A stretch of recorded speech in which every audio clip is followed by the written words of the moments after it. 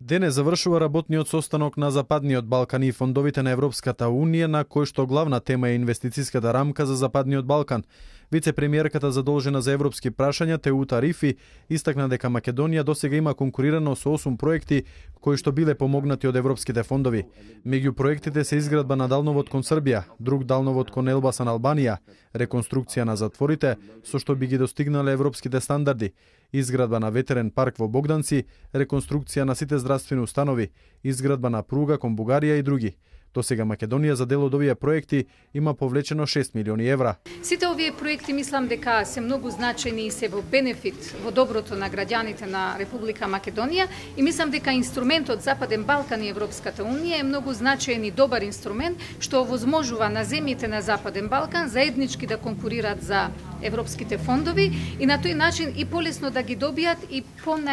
најефикасен начин да ги користат тие фондови. Инаку шефот на делегацијата на Европската Унија во Скопје, Роберт Лидл, истакна дека од особена важност е оваа инвестициска рамка преку која државите од Западен Балкан можат да добијат средства од фондовите на Европската Унија и истите да ги искористат во подобрување на транспортот, инфраструктурата, здравството, енергетиката и многу други сектори.